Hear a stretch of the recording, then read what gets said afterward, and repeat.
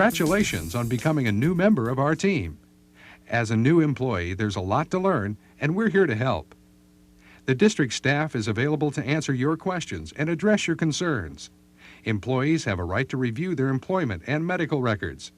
You may contact the Personnel Department in order to review your records. You may request copies of the documents in your file, but you may not remove them. If at any time you have a question regarding district personnel policies or procedures, contact the Personnel Office. There are several district programs that you should be aware of: injury and illness prevention, bloodborne pathogens exposure, hazard communications, emergency procedures, housekeeping and classroom safety, back safety, electrical safety, drug and alcohol-free workplace, reporting suspected child abuse, and sexual harassment. This video is just one part of your training. It will provide you with a broad overview of some of our safety, health, and other important programs. More in-depth training will be provided for you in future training sessions. It is your responsibility to learn all you can during training sessions and to take what you've learned and apply it on every job, every day. If you observe a hazardous condition in your work area or hazardous practice of another employee, please report it right away. Notify your supervisor and describe the hazard you have observed. Always report safety hazards immediately. The sooner a potential hazard or safety concern is identified, the quicker it can be resolved. Any workplace-related accident or injury must be reported at once. Notify your immediate supervisor of the accident, illness, or injury and the circumstances involved in the event. All accidents, illnesses, and injuries will be investigated. The injured employee will be invited to participate in the investigation in order to determine the basic causes and to help develop corrective actions and preventive measures. Safety training is an important part of the injury and illness prevention program. Regular safety classes and training sessions help you work more safely. They help the district as well by providing vital feedback from employees about safety concerns. Now let's talk about bloodborne pathogens. Bloodborne pathogens are microorganisms that may be present in human blood and cause diseases such as hepatitis and HIV. It pays to know as much as you can about bloodborne pathogens and what steps you can take to avoid exposure. There were 28,500 cases of hepatitis A reported nationally in 1988. 23,300 cases of hepatitis B are reported nationally each year, and it is estimated that there are 500,000 people who are currently infected with either hepatitis A or hepatitis B. Other types of hepatitis exist, but they're rare. HIV, or human immunodeficiency virus, is also a bloodborne pathogen. This virus infects the immune system blood cells in humans, rendering them less effective in preventing disease. AIDS, or acquired immune deficiency syndrome, is caused by the HIV virus. Both hepatitis and HIV are a result of exposure to bloodborne pathogens. Bloodborne pathogens may enter your body and infect you as a result of accidental injuries with a sharp object that is contaminated with infectious materials, contact with open cuts, nicks, skin abrasions, or mucous membranes of your mouth, eyes, or nose, or by direct transmission, which may occur by touching a contaminated object or surface and transferring the infectious material to your mouth, eyes, nose, or broken skin. The hepatitis virus can survive on dry surfaces at room temperatures for at least 1 week. That's why it's of vital importance to make sure that after an accident, the area is thoroughly cleaned and disinfected. Now that you know what bloodborne pathogens are and the potential danger they present to you, let's take a look at how you can avoid exposure. First, wash your hands frequently with soap. All work surfaces should be cleaned frequently and with appropriate disinfectant. Always use the personal protective equipment that is provided.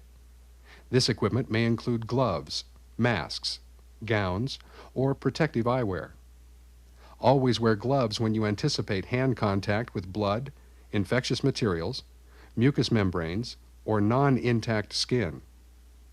Since gloves can be torn or punctured, bandage any cuts on your hands before putting on your gloves, and never reuse disposable gloves. To safely remove your gloves, peel one glove off from the top to bottom and hold it in your gloved hand. Then, with your exposed hand, peel the second glove from the inside, tucking the first glove inside the second. Dispose of the gloves promptly and wash your hands thoroughly.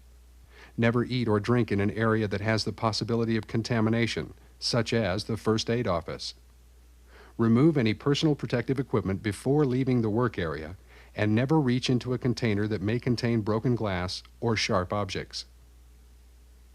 Voluntary immunization for hepatitis B will be offered at the time of assignment to employees whose primary job duties may involve a potential exposure. If an exposure incident arises out of and in the course of performing job duties, post-exposure immunization will be offered to the employee involved. A blood-borne pathogen exposure incident is defined as a specific eye, mouth, mucous membrane, non-intact skin, or parenteral contact of blood or other potentially infectious materials that result from the performance of an employee's duties. Any exposure or suspected exposure must be reported immediately to your immediate supervisor. A follow-up investigation will be conducted that will include the employee involved in the incident. All records and reports of blood-borne pathogen exposure are kept confidential. Following safety guidelines greatly reduces the chances that you will be exposed. Blood-borne pathogens aren't the only hazard you need to be aware of.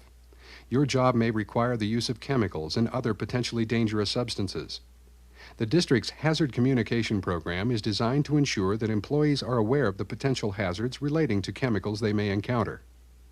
The district maintains material safety data sheets, or MSDSs, that contain information on any hazardous chemical you may come in contact with. MSDS sheets contain information you need to know about the chemicals you may work with. There are specific requirements governing the labeling of chemical containers. Primary or original containers must be labeled by the manufacturer, and the label must contain the following information: the name of the chemical, specific hazard warnings such as danger, flammable, or caution, corrosive, emergency first aid procedures, and the name and address and telephone number of the manufacturer. These labels must remain intact and readable. If a chemical is transferred to a secondary container, the container's label must include the trade name or other district identification of the chemical and a specific hazard warning.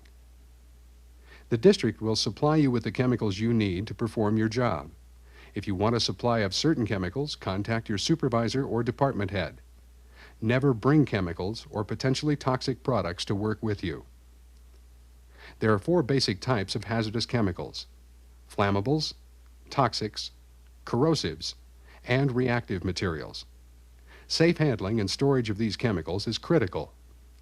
Flammable chemicals must be stored away from sources of ignition in an area that has either gravity or mechanical ventilation. Quantities above 10 gallons should be stored in approved flammable liquid storage cabinets.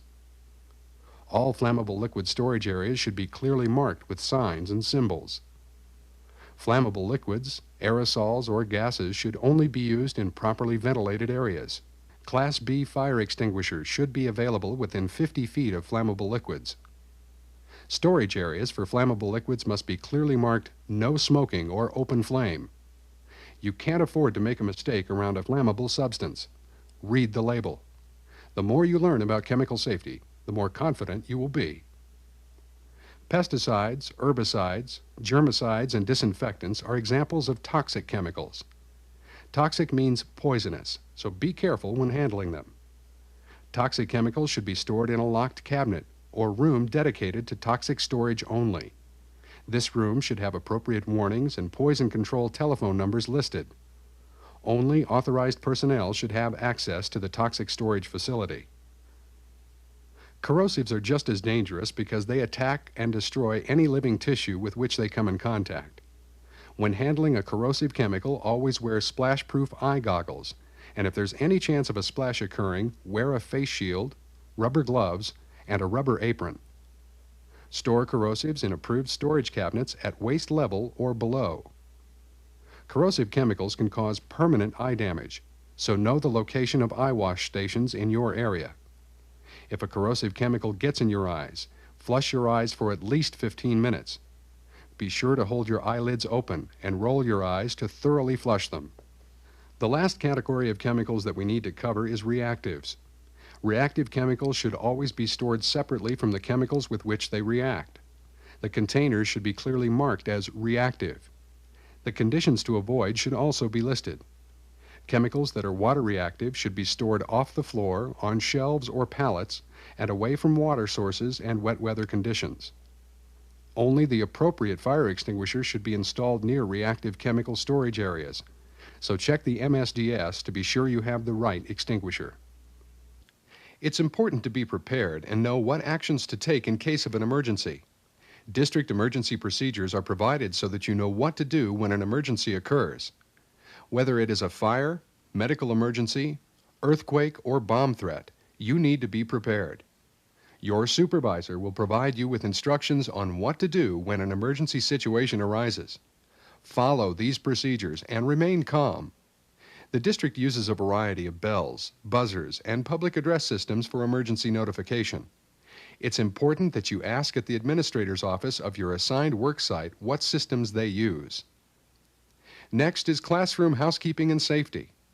The safety of many people, both adults and children, relies on good housekeeping, proper storage, and fire prevention. Whenever possible, keep stored items to a minimum. Stored items should be stacked securely, and no item is to be stacked within 18 inches of the automatic fire sprinkler system heads or the ceiling. Boxes and paper are combustible. These items, as well as duplicating fluid or gasoline, should never be stored near a source of ignition, such as heaters or stoves. No more than 50% of wall space should be covered with paper. Paper should not be placed on doors or windows and should not be hung from the ceiling or light fixtures. Access to exits, firefighting equipment, and fire alarms must be clear at all times. A clear space of at least 6 feet must be maintained around all doors. A clear space of 36 inches must be maintained around fire extinguishers and alarms. Unsecured filing cabinets and bookcases should never be placed near exit doors or in student activity areas, as they might fall over and injure someone. If a task requires a ladder, use a ladder. Don't use chairs, tables, or countertops to do a ladder's job.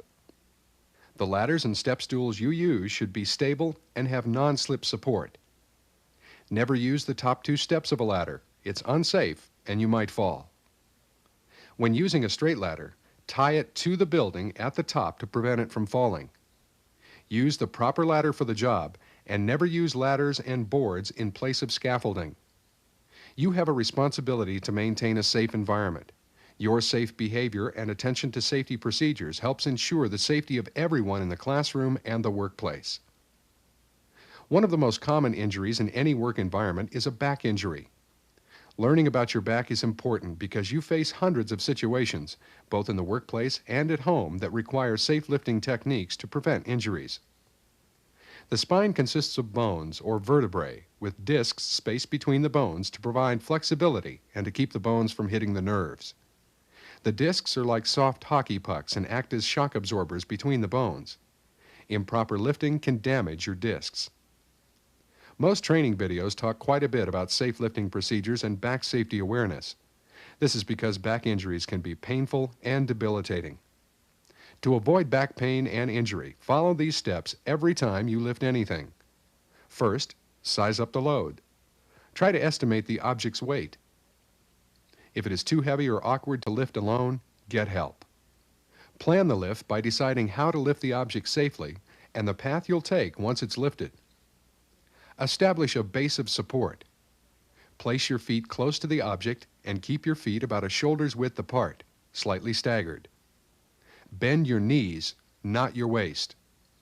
Use your leg muscles, not weaker back muscles. Get a good grip. Grip the load firmly with your entire hand, not just your fingers. Lift with your legs. By bending your knees, you're keeping your back in its natural curvature. Keep the load close. The closer the item is to your body when you lift, the less force it exerts on your back. Don't twist when lifting.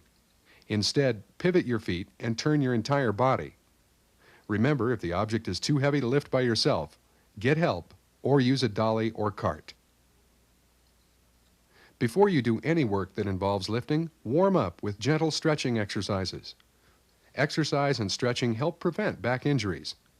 Next, electrical safety. Electrical hazards are easy to avoid if you follow a few simple rules. Don't use damaged or frayed electrical cords or cords with damaged plugs. If you notice a defective cord, bring it to the attention of your supervisor and it will be replaced. The use of household-type extension cords with only 2 prongs on the plug is not permitted. The cords provided for your use have a 3rd prong or ground prong on the plug. If this 3rd prong is missing, don't plug in that cord. Replace it. Electrical cords should never be placed under rugs or floor mats, taped across walkways or doorways, or used around water. It's just common sense.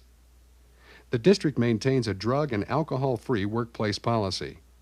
It is a violation of board policy for any employee of the district to unlawfully manufacture, distribute, dispense, possess, or be under the influence of alcohol, drugs, or any controlled substance. This policy extends to any place where district work is performed and anywhere employees supervise students on behalf of the district. There are counseling and rehabilitation programs for alcohol and drug abuse. Check with the personnel office about the availability of these programs. As an employee of the school district, you are required by law to report cases of suspected child abuse.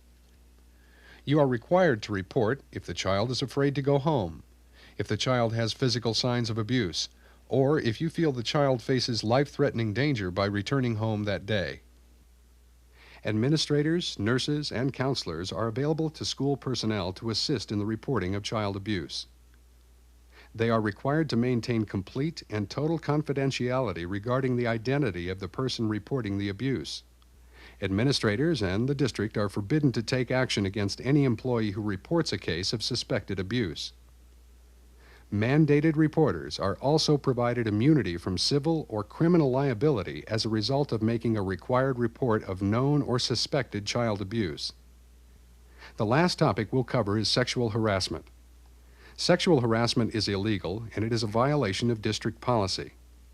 Sexual harassment is defined as unwelcome sexual advances, requests for sexual favors, or other verbal or physical conduct of a sexual nature. The following circumstances constitute sexual harassment: when the submission to such conduct is made a term or condition of an individual's employment, when submission or rejection of any form of sexual conduct is the basis for business decisions including promotions, demotions, transfers, reassignments, or terminations, or when verbal or physical conduct of a sexual nature unreasonably interferes with an employee's work performance or creates an intimidating, hostile, or offensive work environment. Any employee who feels they're being harassed is encouraged to report the incident to their immediate supervisor, another member of the management, or the personnel office. Employees are encouraged to file their charges with the district. If you want more information about district sexual harassment policies, call the personnel office.